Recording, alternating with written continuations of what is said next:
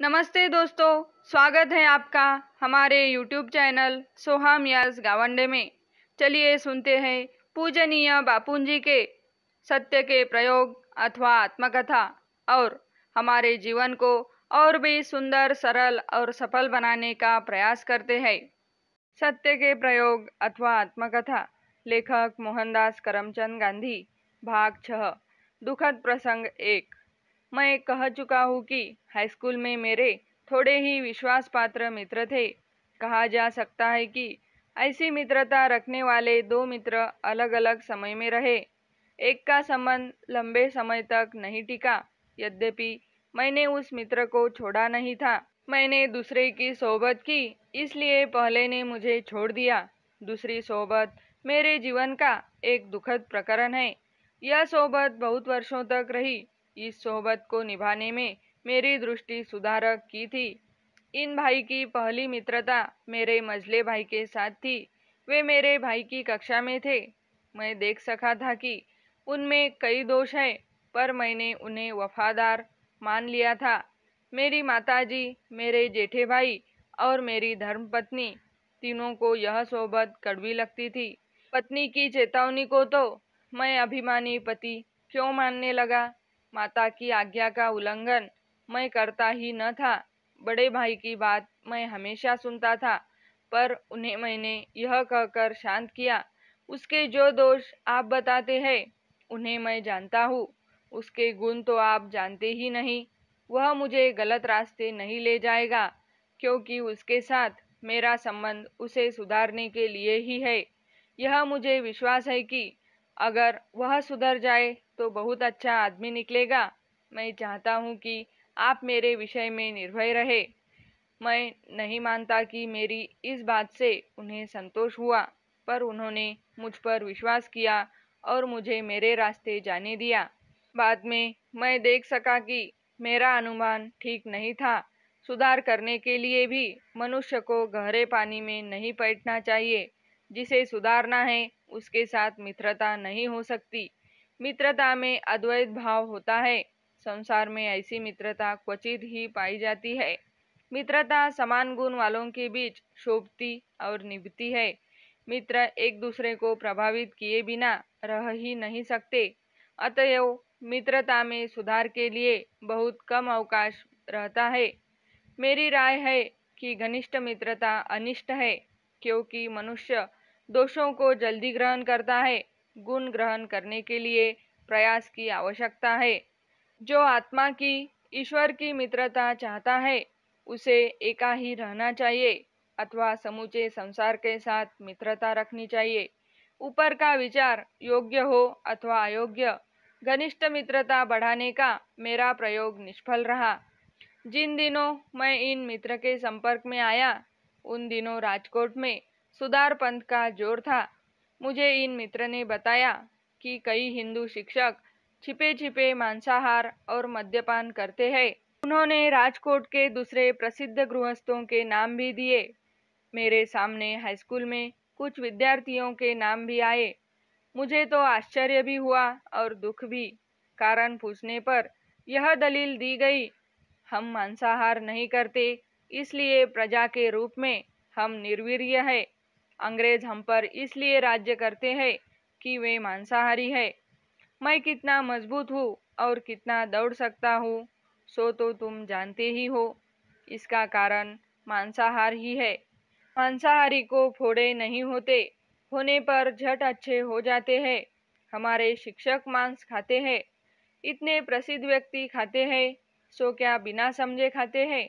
तुम्हें भी खाना चाहिए। खाकर देखो तो मालूम होगा कि तुम में कितनी ताकत आ जाती है। ये सब दलीलें किसी एक दिन नहीं दी गई थी। अनेक उदाहरणों से सजाकर इस तरह की दलीलें कई बार दी गई। मेरे मझले भाई तो भ्रष्ट हो चुके थे। उन्होंने इन दलीलों की पुष्टि की। अपने भाई की और इन मित्र की तुलना में मैं तो बहुत दुबला था। उनके शरीर अधिक गठीले थे। उनका शारीरिक बल मुझसे कहीं ज्यादा था। वे हिम्मतवर थे। इन मित्र के पराक्रम मुझे मुग्ध कर देते थे। वे मनचाहा दौड़ सकते थे। उनकी गति बहुत अच्छी थी। वे खूब लंबा और ऊंचा कूद सकते थे। मार सहन करने की शक्ति भी उनमें खूब थी। अपनी इस शक्ति का प्रदर्शन भी वे मेरे सामने समय समय पर करते थे। जो शक्ति अपने में नहीं होती उसे दूसरे में देखकर मनुष्य को आश्चर्य होता ही है। वैसा मुझे भी हुआ। आश्चर्य से मोह पैदा हुआ। मुझमें दौड़ने कूदने की शक्ति नहीं के बराबर थी। मैं सोचा करता कि मैं भी इन मित्र की तरह बलवान बन जाऊं तो कितना अच्छा हो। इसके अलावा मैं बहुत डरपोक था। चोर, भूत, सांप आदि के डर से घिरा रहता था। ये डर मुझे खूब हैरान भी करते थे। रात कहीं अकेले जाने की हिम्मत नहीं थी। अंधेरे में तो कहीं जाता ही न था। दिए के बिना सोना लगभग असंभव था।